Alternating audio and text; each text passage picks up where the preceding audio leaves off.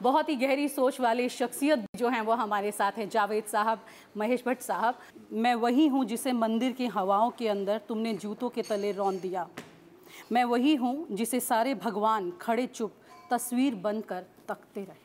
ये बड़ा सवाल है जावेद साहब कि हम जब कोई ऐसी वाक़या सामने आते हैं तब हम याद रखते हैं और फिर उसके बाद में भूल जाते हैं। ऐसा नहीं है, आंकड़ों को भी अगर देखें तो जिस तरह के रेप केसेस सामने आते हैं वो कोई रुकते नहीं हैं, बीच में भी और होते हैं, लेकिन हीनियस थोड़ा सा जब सामने तभी एकदम से हमारे रोंगटे खड़े होते हैं, हमारी आत्मा जाग जाती है। अक्सर बाकी दिनों में आंकड़े कम नहीं हो रहे हैं। लेकिन सही कह रही है, और इसके एक कारण नहीं है, इसके बहुत मल्टीपल कारण हैं। और कमाल की बात यह है कि उनमें से किसी का भी इलाज नहीं हो रहा, जिसे हम समझ ही नहीं रहे। मैं जब जिस ज़माने में पार्लियामेंट में था पिछले साल तक, तो एक मरतबा ये टॉपिक निकला था, वो एक से कई बार, लेकिन एक बार जब इस पे बहुत बात हो रही थी तो मुझे यही महसूस हुआ कि 4 अंधे एक हाथी को टटोल रहे हैं और बता रहे हैं, एक बता रहा है कि हाथी खंबे की तरह होता है, एक बता रहा है कि हाथी जो है वो रस्सी की तरह होता है, एक बता रहा है कि हाथी जो है वो एक मोटे से पाइप की तरह होता है। हाथी की किसी को खबर नहीं है। ये मैंने कहा वहाँ कि मैं आप लोग के सबके भाषण सुन के मुझे ऐसा लगा कि अंधे हाथी टटोल रहे हैं। हकीकत यह है कि जो कॉम्प्लिकेशन है इस सोसाइटी में वो एक नहीं है, कई हैं। एक तरफ बरसों की मेल शेवनिज्म, पैट्रियार्की, दूसरी तरफ समाज बट रहा है इकोनॉमिकली और लोगों में गुस्सा है, आवेश है, झुंझलाहट है। उन्हें अंग्रेज़ी बोलते हुए लोग, अच्छे कपड़े पहने हुए लोग अच्छे नहीं लगते हैं। उनका होना इनकी बेइज्जती है, उन्हें गुस्सा आता है। ये जो रेप आप देखते हैं इसमें सिर्फ सेक्सुअल लस्ट नहीं है, इसमें एक बेपनाह गुस्सा छुपा हुआ है। इसमें हिंदी बोलने वाले और वर्नाकुलर लैंग्वेजेस बोलने वाले और अंग्रेज़ी बोलने वालों का भी टेंशन है। इसमें शहर के खाते पीते मॉडर्न 21st सेंचुरी में रहने वालों और अभी छोटे शहर या गांव से आए हुए जो 18वीं या 19वीं सदी से निकल रहे हैं, जिनके गांव में खप था, उनका ये 2 समय एक साथ चल रहे हैं। एक शहर में 2 दुनियाएं एक साथ चल रही हैं, 2 मोरालिटीज़ एक साथ चल रही हैं और 2 इकोनॉमिक कंडीशंस एक साथ चल रही हैं। इसमें तो कहीं बिटरनेस और गुस्सा और चिढ़ आनी ही है। इसका कौन इलाज कर रहा है? कोई भी नहीं। तो एक फ्रस्ट्रेशन जो है ये वो तरह एक फ्रस्ट्रेशन भी है और वो पैट्रियार्की भी है कि मतलब ये औरत होके भी हमारे सामने से ऐसे निकल रही है। हर चीज़ उसमें वो औरत पे आके, पता नहीं क्या वजह है, समाज में हर चीज़ औरत पे ही आ जाती है। जो संस्कृति को संभालना है और जो परंपरा को संभालना है, मर्द पैंट शर्ट या टी शर्ट पहन के घूमें तो संस्कृति खतरे में नहीं है, लेकिन अगर लड़की जीन पहने या स्कर्ट पहने तो संस्कृति खतरे में आती है। तो ये रिस्पॉन्सिबिलिटी जब होती है तो आप सिंबल हैं, तो उस सिंबल से तो उसे और ज़्यादा नफरत आती है ना। और एक मर्द इन्फीरियरिटी फील करे औरत के सामने, वो मेल शोविनिस्ट, उसे कितना बुरा लगता होगा। तो उसे तोड़ देना है, जो खिलौना मिल नहीं सकता उसे तोड़ दो। मुझे तो ऐसा दिखता है उसमें। और खिलौने में भी एक मासूम बच्चा। अरे वो तो आप देखिए, यानी कहाँ अंदर क्या मर गया है, क्या हो गया है, मेरी समझ से बाहर है।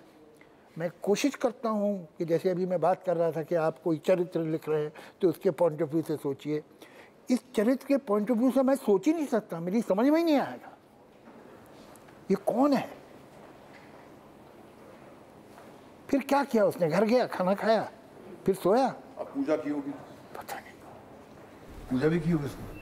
हाँ, ये तो पक्का है। ये सारे लोग जो करते हैं सारे नास्तिक तो नहीं हैं भाई, कोई ना कोई आस्था तो होती होगी इनकी। क्या लोग हैं। आपकी बात, वही शब्द मेरे ज़बान पर आ रहे हैं कि हाथ कैसे उठ जाते हैं फिर पूजा के लिए। जो आपने जो तरीका बताया, इस तरह के दिखते, काश ये ऐसे दिखते तो पहचान में आ जाते हैं, लेकिन हमारी देखिए लाचारी क्या है, हम आँख ही नहीं मिला सक रहे हैं कि इस बदसूरती से आपके सारे लफ्ज़, आपके सारे ईश्वर जो हैं वो इस सच्चाई से आपको राहत दिला ही नहीं सकते। क्योंकि जो असलियत सामने आपकी आंखों में आंखें डाल के आपको बोल रही है वो आपको ये कहती है कि आप वो है नहीं जो आप मानते हैं आप हैं। ये क्या पुण्य भूमि है? Mother of civilisations, mother of civilisation. आप बोलना बोलिए, खामोश करवाना है किसी को करवाइए, डराइए उसको, धमकाइए। असलियत कैसे भगो? सच से आप भाग सकते हैं, छुप नहीं सकते। वो सच घूर रहा है आपको, वो बच्ची की आंख से घूर रहा है आपको। मनाओ, जश्न मनाओ अपनी कामयाबी का, इतराओ, चिल्लाओ। शिव आएगा, नाचेगा, दो कौड़ी का कर देगा आपको। क्योंकि सिविलाइजेशन खत्म हो जाती हैं, तहजीब खत्म हो जाती हैं, ईश्वर मर जाते हैं। ये है वो कॉस्मोस, ये है वो एनर्जी। है जुर्रत, पूजिए शिव को, ये है शिव। हर हर महादेव का नारा लगाओ तो पहले सोचो कि ये है वो शिव। वो आप उसको पावर का औजार बना ही नहीं सकते। जिसमें दम है पावर को लात मारे, जाके बैठे शमशान घाट में फकीरों के साथ में, फिर लाल बत्ती लेके पावर की कुर्सी पे बैठने वाला शिव भक्त हो ही नहीं सकता। मुझे लगता है कि जो इतना गलत कर्म करते हैं उनका तो कोई भी धर्म ही नहीं होता है ना। पता नहीं, जैसे कहा जाता है टेररिज्म का कोई धर्म नहीं होता, टेररिस्ट का कोई धर्म नहीं होता। मैं तो देखता हूँ टेररिस्ट धर्म की वजह से बनते हैं। कहते हैं वो कि हम तो इसी वजह से बने हैं। भैया वो झूठ बोल रहे हो तो अलग बात। ये कैसा है, ये कैसा मजहब है कि आपको धार्मिक होने की का सबूत सामने वाले की कसर काट के ही आपको देना पड़ता है? ये क्या है? ये क्या है क्या ये? भैया हमको तो पता नहीं कुछ। बात निकलेगी तो बहुत दूर तक जाएगी। ऐसे में ही अभी क्योंकि हाल ही में आपके कुछ ट्वीट जो हैं जिस तरह से उसमें देखने को भी ये मिला कि मौत का सौदागर जैसे शब्द को इजाद करने की बात आपके साथ जोड़ी, तो फिर उसके बाद में हिंदू आतंकवाद को जोड़ा। मैं मतलब एक आध बार कह चुका हूँ, मुझे बार बार कहते भी नहीं अच्छा लगता कि भाई क्यों घबरा के डर के बोल रहा है। ये मैंने नहीं लिखा। ये सच बात ये है, ये आपकी पॉपुलैरिटी की प्रॉब्लम है। ये जब ये स्पीच थी तब तक मैं सोनिया गांधी जी से मिला भी नहीं था। पार्लियामेंट में गया था तो मिला था उनसे, और जब ये कॉपीराइट वगैरह का चक्कर तो उसमें तब उनसे मुलाकात हुई। उस वक्त तक तो मैं मिला भी नहीं था। उससे पहले बहुत बरसों पहले राजीव गांधी जी की एक स्पीच थी जिसमें उन्होंने कहा था हम नानी याद दिला देंगे, कुछ ऐसा। वो भी पता नहीं मेरे नाम लगा, मैं उनसे मिला ही नहीं था। का शब्द भी आपके नाम डाल दिया है लगता है फिर तो। फिर मनीष शंकर अय्यर ने बॉम्बे में मेरा राजीव गांधी का तारुफ जब इंट्रोडक्शन करवाया तो उनका साहब ये वो राइटर है जिनके बारे में लोग कहते हैं नानी याद दिला देंगे। तो मेरा इंट्रोडक्शन उनसे इस बात पे हुआ। पता नहीं कैसे ये वही है। देखिए गणपति की पूजा करते हैं हम लोग महाराष्ट्र में। प्रार्थना तब तक संपूर्ण नहीं होती जब तक विसर्जन नहीं हो। आपके ईश्वरों को विदा करना पड़ता है। You have to be free from your gods, you have to reinvent your gods in your new way. God मतलब जो भी सोच आपकी है, कोई भी आपकी जो आइडियोलॉजी है।